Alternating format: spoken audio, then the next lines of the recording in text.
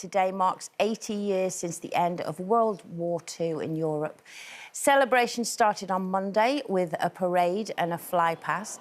There were also street parties up and down the country.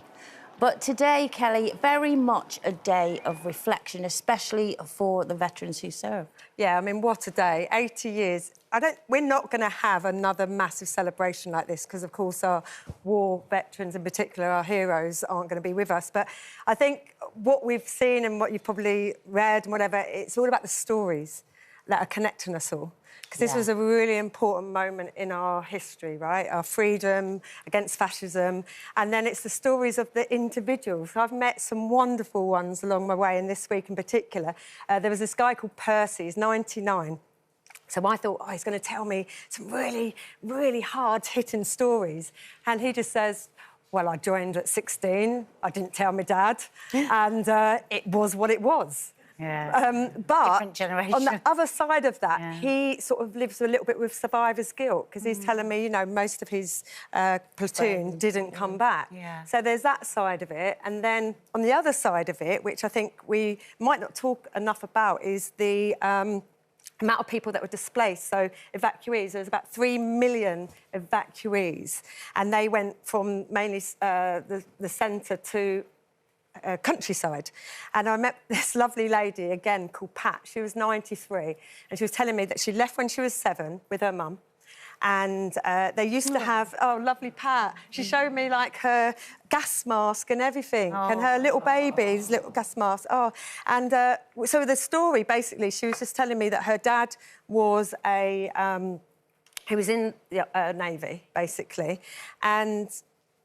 what happened is that they used to get mail come through, and what telegrams, wasn't it? Yeah, like telegrams, and she was waiting for this telegram from her dad, who she thought was coming home, and run back. It was all exciting because, of course, that's the only connection they had. These telegrams, and this one occasion come back and says that her dad no longer can be found. And the thought that she's run to get that telegram. Yeah, she was so excited. And she was crying, actually, when I was talking to her, and I thought, they're the impacts. It's more than just that. It was here as well as out on the front line. And I think that's what's so important about this day, isn't it, is to share the stories. And, like, even because of us doing this today, I've had conversations with my mum both yesterday and just this morning. I only found out this morning she was evacuated for a year. What is it about that generation? Yeah. They don't talk about it, really, do they? My mum is just so extraordinary, and I talk a lot about my dad, but I never really say anything about my mum. She's so smart, she's so dry, but she copes with everything.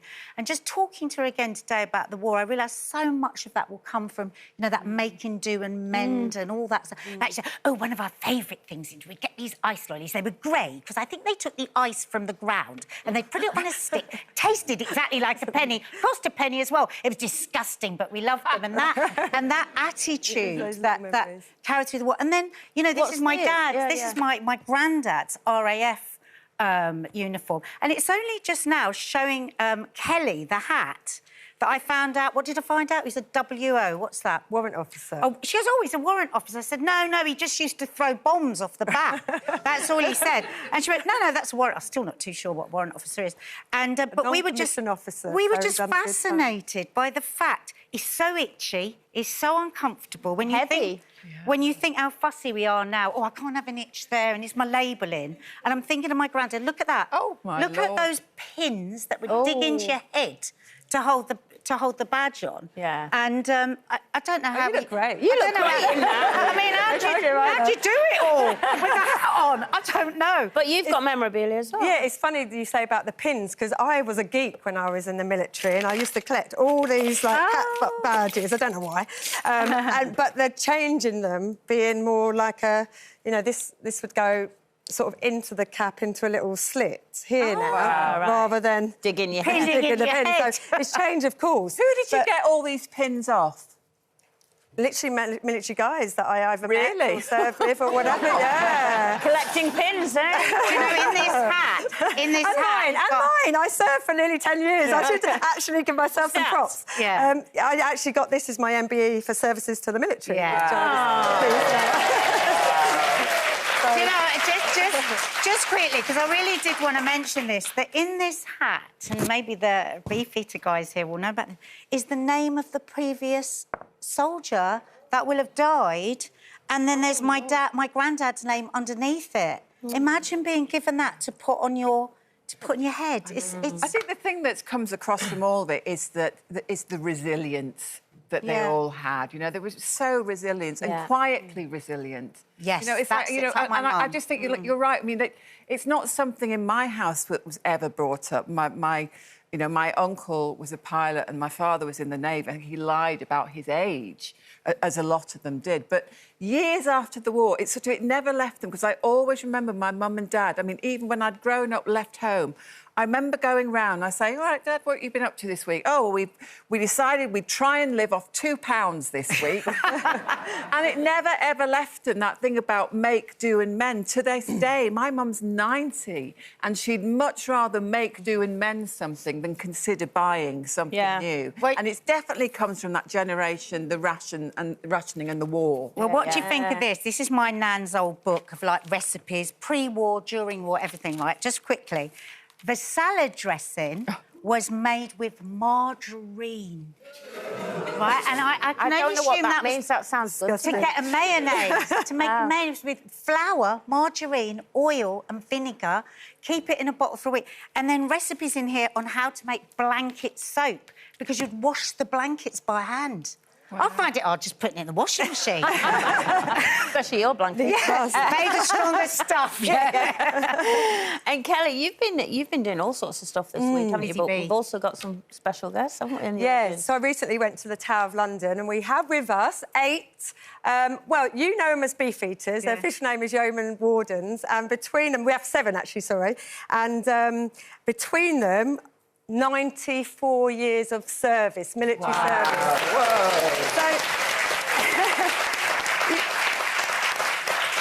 I'm going to come to Lisa is in our crowd here, just to ask you, you know, you see so many people, it's about 1,000 school children a day. How important is it to keep these memories alive and to tell those stories to those that come to the Tower of London? Yeah, it's just really special. As custodians of the Tower, we've got 1,000 years of history, but to be able to talk to the school children, and we have children from the UK, but also from all over the world that come to visit us at the Tower. So it's a really important part of our job that we can share the history and make sure that the memories are not forgotten. And are you proud of your own service? Oh, amazing. I did 22 years in the Royal Air Force. I was an air traffic controller. I've been at the Tower for about 2 years now, and I still pinch myself every day when I get to wear my uniform. It's amazing. Oh, that's so great. And carrying on memories is really important because, you know, the school children, we know that these memories won't continue if we don't continue those. And there's this lovely initiative called VE Mail. And what it is school children have been asked to write letters to veterans, and in return they get a veteran letter back. And there was a couple that I got, this is a sort of an open letter, but just a couple of the lines. It says, remember how it took all of us coming together across classes, religions, nations and races to prevail. And remember that peace and democracy don't just happen, they need to be maintained. And I think that line is really important right now. Imagine that today, right? Today, where we are in the world, when it feels like all of that is breaking up. We need to remember this. The freedoms shouldn't just be taken for granted because at any time they can be snatched away. Yeah, that's so true. Well, thanks to everyone. Thank you so much for joining us today. I've got to say, girls, I've loved all your stories today. That morning meeting could have still been going on now for days, but it was so interesting and so amazing. So thanks for sharing all of that.